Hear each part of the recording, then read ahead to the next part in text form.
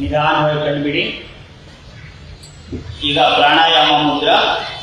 ತೋರ್ ಬೆರಳು ಮತ್ತೆ ಮಧ್ಯ ಬೆರಳನ್ನ ಮಡಿಸಬೇಕು. ತೋರ್ ಬೆರಳು ಮತ್ತೆ ಮಧ್ಯ ಬೆರಳು, ಬಲಗೈನ ತೋರ್ ಬೆರಳು ಮತ್ತೆ ಮಧ್ಯ ಬೆರಳನ್ನ ಮಡಿಸಬೇಕು. ಹೆಬ್ಬೆರಳಿಗೆ ಸೇರಿಸ್ಕೊಳ್ಬೇಕು. ಉಂಗುರದ ಬೆರಳು ಮತ್ತೆ ಕನಿಷ್ಠ ಕೊನೆಯ ಬೆರಳನ್ನ ಹಾಗೆ ನೀಳವಾಗಿ ತೆಗೆದಿರಬೇಕು. ಈಗ ಎಡಮೂಗಿನ ಹೊಳ್ಳೆಯನ್ನ ಮುಚ್ತಾ, ಬಲಗೈಯಿಂದ ಎಡಮೂಗಿನ ಹೊಳ್ಳೆಯನ್ನು ಮುಚ್ತಾ, ಎಡಮೂಗಿನ ಹೊಳ್ಳೆಯನ್ನು ಮುಚ್ತಾ ಬಲಮೂಗಿನಿಂದ ಉಸಿರನ್ನ ತೆಗೆದುಕೊಳ್ಳುವಂಥದ್ದು. ಇದು ಅನುಲೋಮ ವಿಲೋಮ ಪ್ರಾಣಾಯಾಮ. ಎಷ್ಟು ಸಾಧ್ಯವಾಗುತ್ತೋ ಅಷ್ಟು ಉಸಿರನ್ನ ತಗೊಳ್ಳುವಂಥದ್ದು. ಹೆಬ್ಬೆರಳಿಂದ ಆ ಮೂಗಿನ ಹೊಳ್ಳೆಯನ್ನು ಮುಚ್ತಾ ಮತ್ತೊಂದು ಮೂಗಿನಿಂದ ಆ ಎಷ್ಟು ಉಸಿರನ್ನ ಹೊರಗೆ ಬಿಡುವಂಥದ್ದು. ಈಗ ಅನುಲೋಮ ವಿಲೋಮ ಪ್ರಾಣಾಯಾಮ ಮಾಡೋಣ. ಅನುಲೋಮ ವಿಲೋಮ ಒಂದೇ ಕಡೆ ಆಗಬೇಕು. ಎಡಗಡೆ ತಗೊಂಡ್ರೆ ಎಡಗಡೆ ಬಿಡುವುದು, ಬಲಗಡೆ ತಗೊಂಡ್ರೆ ಬಲಗಡೆಯಿಂದ ಬಿಡುವುದು. ಶುರು ಮಾಡೋಣ. 2 ಸರಿ ಮಾಡೋಣ ಸಾಕು. ಎಡಗಡೆಯಿಂದ ಶುರು ಮಾಡೋಣ. ಉಸಿರು ತಗೊಳ್ಳಿ, ಎಡಮೂಗಿನಿಂದ ಉಸಿರು ತಗೊಳ್ಳಿ. ಎಡಮೂಗಿನಿಂದ ಉಸಿರನ್ನು ಬಿಡುವಂಥದ್ದು.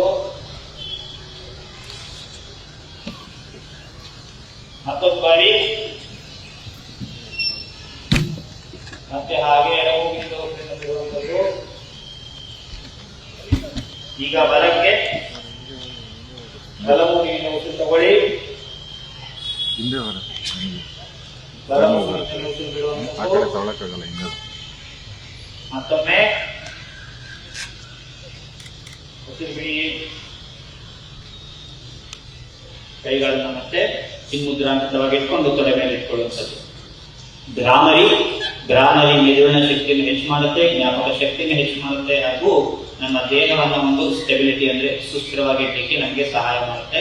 ಭ್ರಾಮರಿ ಅಂದ್ರೆ ಈ ಜೇನು ಒಂದು ಏನು ಶಬ್ದವನ್ನ ಮಾಡುತ್ತೆ, ಜೇನುಗಳು ಆ ರೀತಿಯಂತ ಶಬ್ದವನ್ನ ಮಾಡುವಂಥದ್ದು. ಹಮ್ಮಿಂಗ್ ಸೌಂಡ್ ಅಂತ ಹೇಳ್ತೀವಿ, ಬರ್ಸಿಂಗ್ ಸೌಂಡ್ ಅಂತ ಕೂಡ ಹೇಳ್ತೀವಿ. ಉಸಿರನ್ನ ತಗೊಳ್ತಾ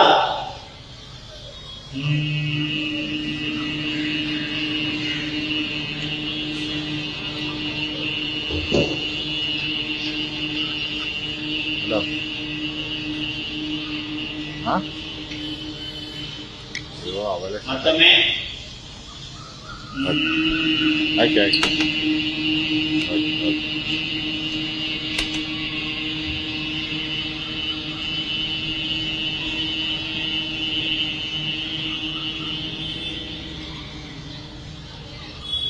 ಓಂಕಾರದ ಅಭ್ಯಾಸ. ಆ ಉ ಮ 3 ಅಕ್ಷರಗಳನ್ನು ಕೂಡಿದಂತಹ ಓಂಕಾರದ ಅಭ್ಯಾಸ. ದೀರ್ಘವಾದಂತ ಉಸಿರು ತಗೊಳ್ಳಿ. ಓ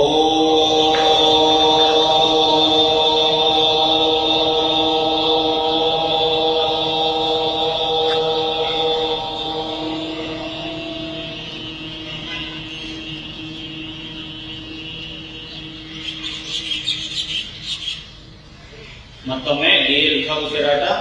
ದೀರ್ಘವಾದಂತ ಪೂರಕವನ್ನು ಉಸಿರು ತಗೊಳ್ಳಿ. ಓ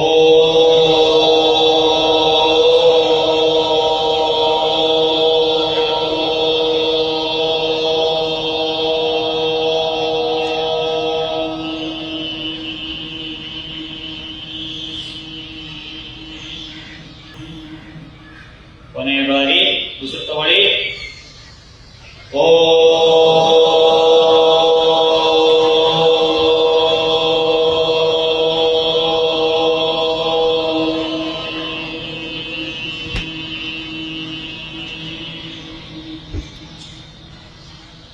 ಹಾಗೆ ಕೊನೆಯಲ್ಲಿ ಶಾಂತಿ ಮಂತ್ರ. ಓಂ ಹೇಳ್ಕೊಡ್ತೀನಿ, ಹೇಳಿ. ಅಸತೋಮ ಸದ್ಗಮಯ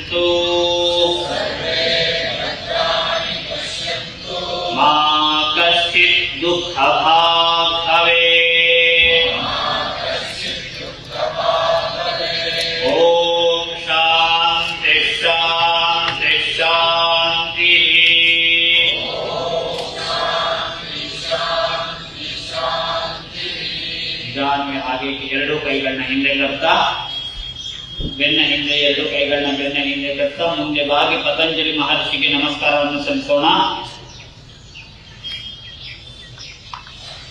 ನಿಧಾನವಾಗಿ ಮೇಲೆದ್ದು ಎರಡೂ ಕೈಗಳನ್ನ ಮುಂದೆ ತರ್ತಾ, ಎರಡೂ ಕೈಗಳನ್ನ ಚೆನ್ನಾಗಿ ಬಿಸಿ ಬರುವ ಹಾಗೆ ಉಜ್ಜಿ, ಕಣ್ಣನ್ನ ತಿಕ್ಕಬಾರದು, ಕಣ್ಣಿನ ಮೇಲೆ ಲೈಟ್ ಆಗಿ ನಿಧಾನವಾಗಿ ಕೈಗಳನ್ನ ಇಡಬೇಕು. ಆ ಶಾಖವನ್ನ ಕಣ್ಣಿಗೆ ಕೊಡ್ತಾ ನಿಧಾನವಾಗಿ ಕಣ್ಣುಗಳನ್ನ ತೆರೆಯೋಣ. ಧನ್ಯವಾದ.